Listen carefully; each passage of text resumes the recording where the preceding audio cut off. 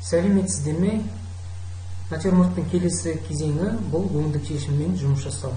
Алдымен жұмыс орнын дайындап, қағаздағы артық сызықтарды алып тастаймыз.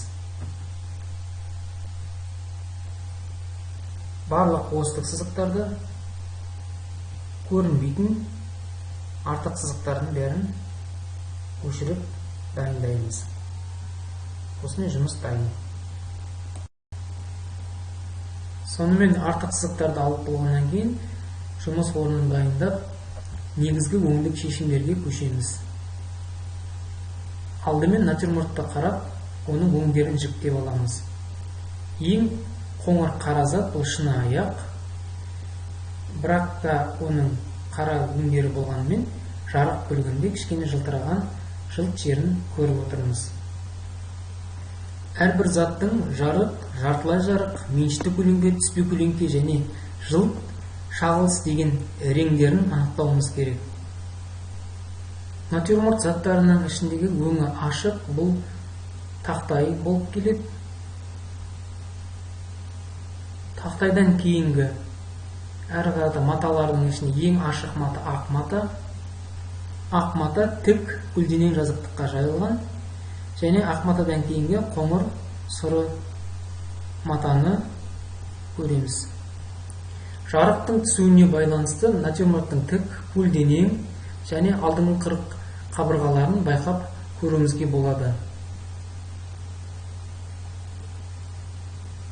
Осылайша біздер натюрморттың ең көлеңке жерлерінен бастап штрихтау ұсынылады. Ең қоңыр көлеңке бұл шыны аяқтың меншікті көлеңкелерінен табандарын көруге болады. Және шыны аяқтың конус тәріздес формасының табандарына шыны аяқтың денесіне сәйкес штрихтармен бере отырып, меншікті көлеңкенің негізгі штрих сызықтарын сызамыз. Бастапқы көлеңке реңдерге қаттылығы 4-ші деңгейдегі қарындаштарды аламыз, яғни H4, H3 немесе T4, T3 қарындаштармен жұмыс жасауымызға болады.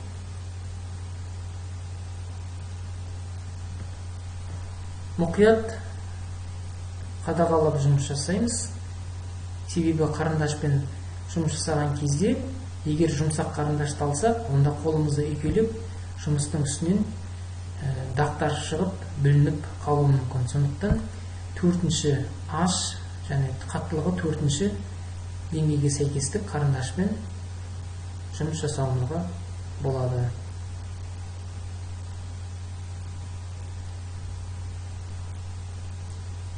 Көлеңке бойынша жұмыс жасай отыра, заттың пішінін айқындаймыз.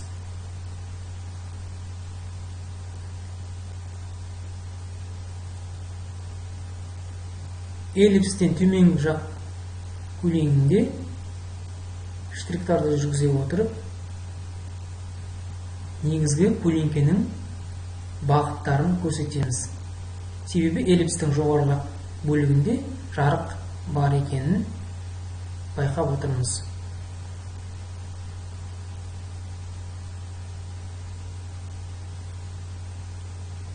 Шыны аяқтың ернеуін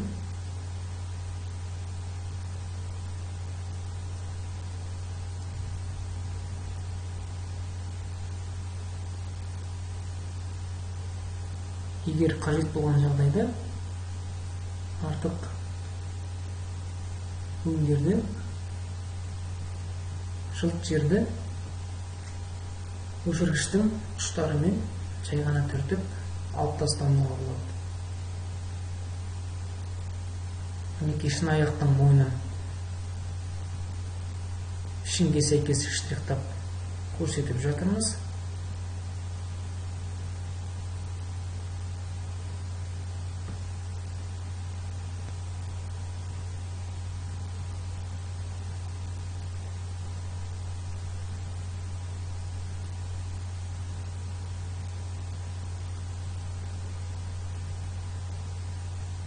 Түспе көлеңкенің негізгі бағыттарын жай ғана жай штрихтармен бағыттай отырып көрсетеміз. Және бидонның меншікті көлеңкесінің ернеуіндегі негізгі тік сызықтармен бастап қоңыр жерлерінен бастауымызға болады. Бидонның денесіндегі көлеңкені,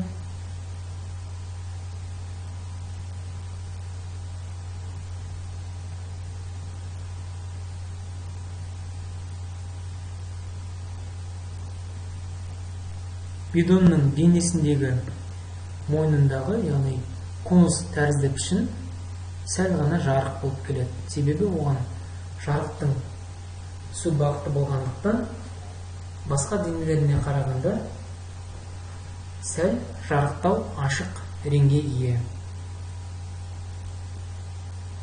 Бидонның денесіндегі штрихтарды бере отырып, әртүрлі бағытта штрихтар қосуға болады. Яғни көлденең, тік, айналма дене болғандықтан оған доғал штрихтарды да жасауымызға болады. Осылайша әртүрлі штрихтарды беру арқылы заттың бетіндегі пішінін айқындаймыз.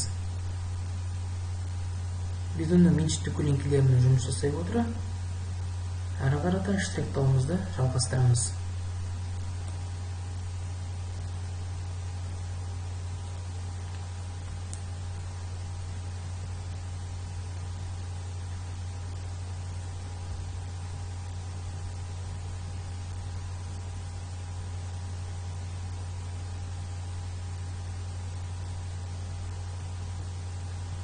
Шынаяқтың алдыңғы бөлігі жарық болғандықтан бидонның мен шынаяқтың қиылысқан жерін, көлеңкелерін қаттырақ басамыз.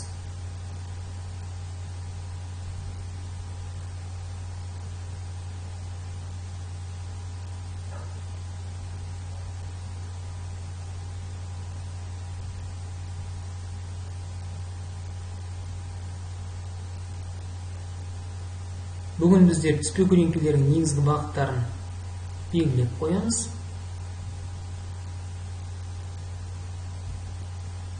Бидонның түскен көлеңкесі эллипс табандарынан шығарып,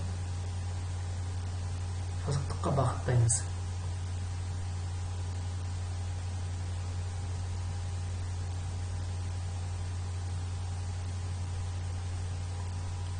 Тақтайдың негізгі штрихтарын тік емес, жанама түрде штрихтауымызға болады. Себебі біздер тік штрихтарды ақ матаға көрсетуімізге болады.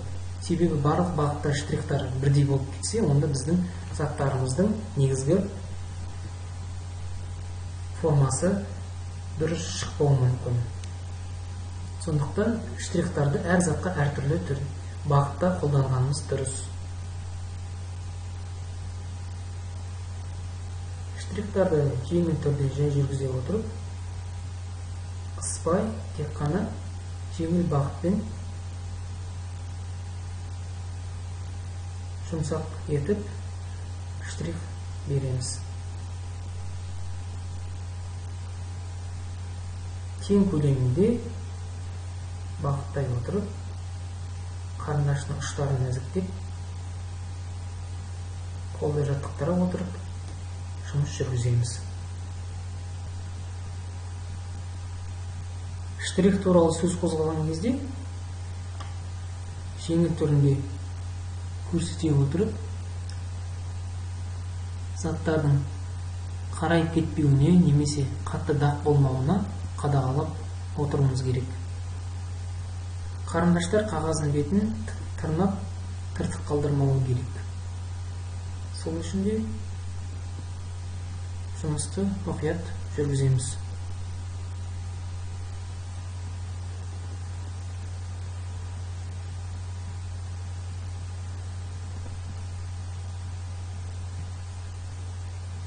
Тақтайдың оң жақ бөлігінде көлеңке түсіп тұр, сол жақ бөлігінде жарық мол түскендіктен, сондықтан штрихты бәсеңдетіп, қарындашты жай баса отырып, тақтайдың негізгі қабаттарын, яғни фактурасын көрсетемін.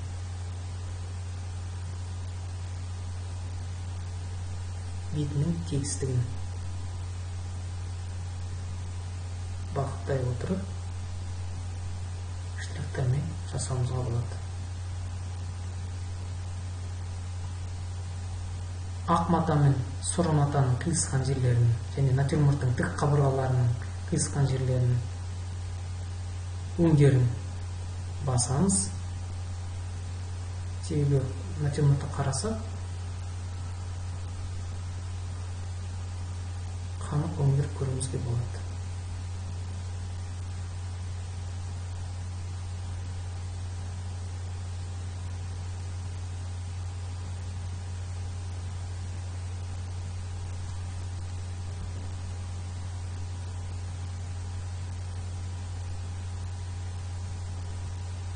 Натюрморттың алдыңғы қырларын штрихтаймыз. Негізгі бағыттарын тік көлденең штрихтермен жұмыс жүргізуге болады.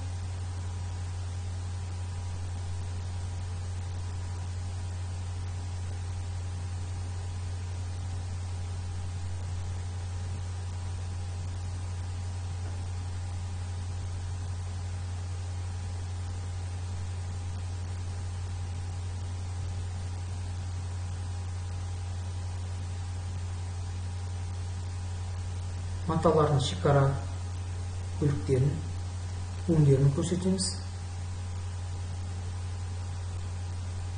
Негізгі ақ мата мен сұры матаның қиылысқан жерлерін штрихпен белгілеп қоюымызға болады.